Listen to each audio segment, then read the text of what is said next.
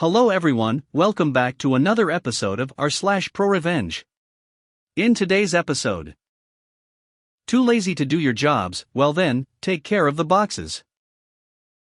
Park in a private space and block an entrance? Pay the fines and the damages.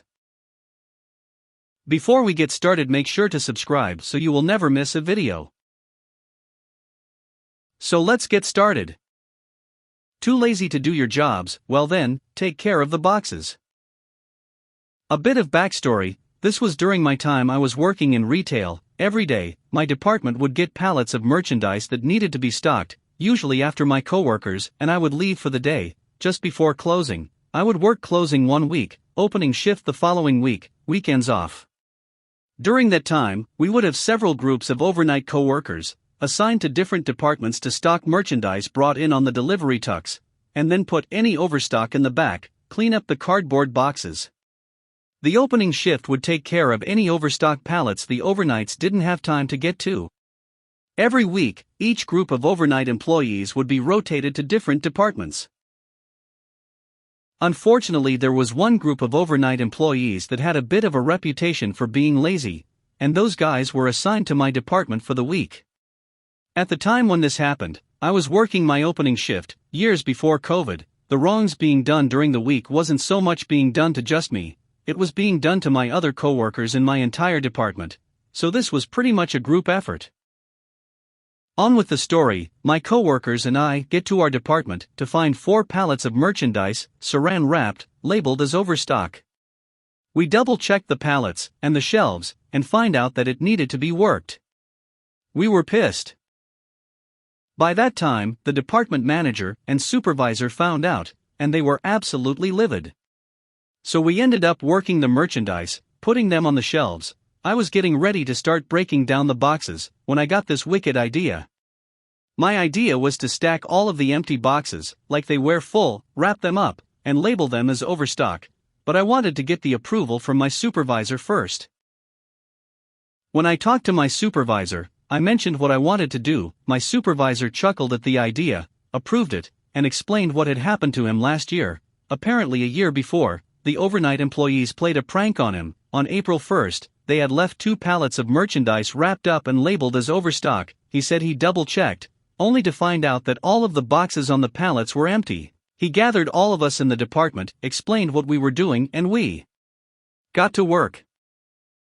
The supervisor explained that if it should happen again, we should inform him, work the merchandise, restock the empty boxes as if they are full, wrap them, label them as overstock, and leave the pallets for the overnighters.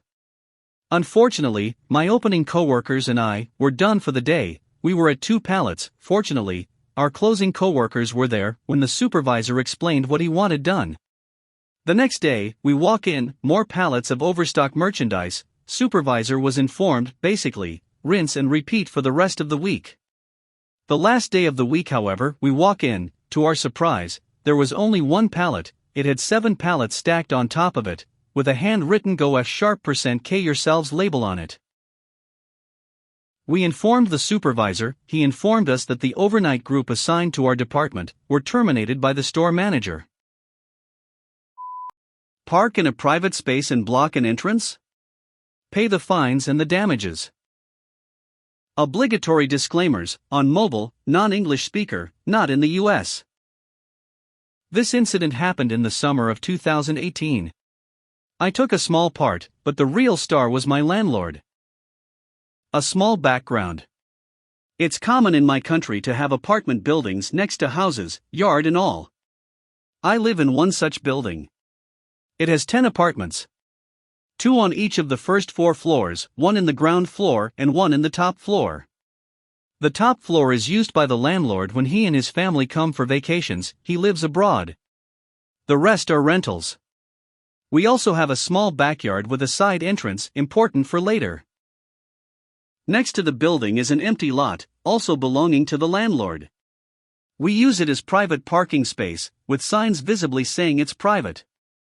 It takes 10 cars, 1 per apartment, and has the side entrance. Also, I was the longest tenant, so I was the superintendent. My job was to be the liaison between the tenants and the landlord and communicate any problems and concerns to him. The problem started when the house across the street from us was sold.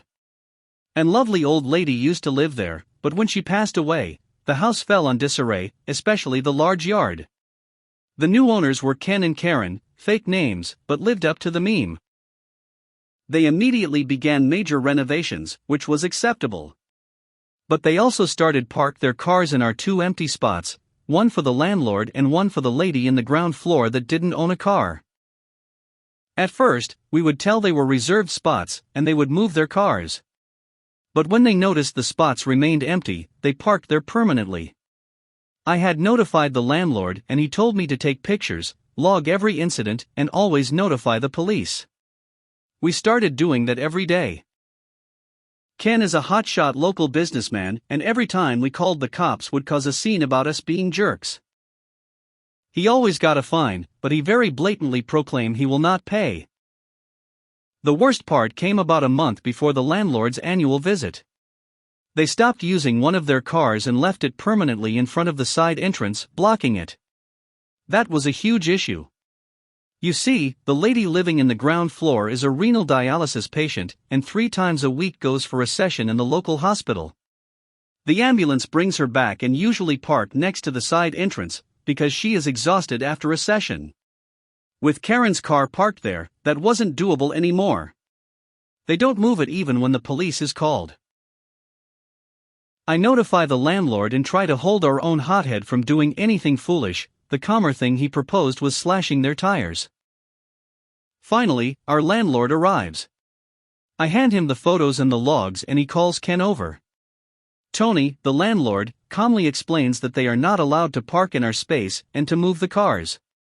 Ken's response was, "Who the hell do you think you are? I can park anywhere I want." Now, Ken thinks himself as a big fish in our small town. But Tony is a big fish in a major foreign city. And he is very creative when somebody pisses him off. He tells us to leave the spot next to the side entrance open for the weekend, and he will take care of things. We do that and Ken parks his car next to his wife's. Sunday evening, a tow truck arrives and unloads an old Citroën DS, also known as the Frog, blocking both of their cars. Monday morning I wake by the buzzer, and when I go downstairs, Ken and Karen are there. They are both livid. They can't move either car. Tony joins me, all smiles. Ken sees him and blows a gasket. He starts shouting and cursing. Tony, still smiling, replies, "I don't see a problem. My car is legally parked. What are you going to do about it?" Ken angrily gets into his car and reverses on the DS, crushing them both. Tony's smile became one of a shark. He immediately called the police. He pressed charges against Ken. The aftermath. Tony had legally bought the DS from his cousin that owns a car repair and restoration shop. The car was a restoration project and was insured. The court found Ken liable for the damage done. They also found out he was true to his word and hadn't paid any of the tickets. The fines for the tickets alone were almost €2,000. He also leased both his cars and they dropped him as a client immediately for purposefully causing an accident and damaging the leased car. They're sued for damages. Ken got another car, but learned his lesson and hasn't parked in our spots ever since.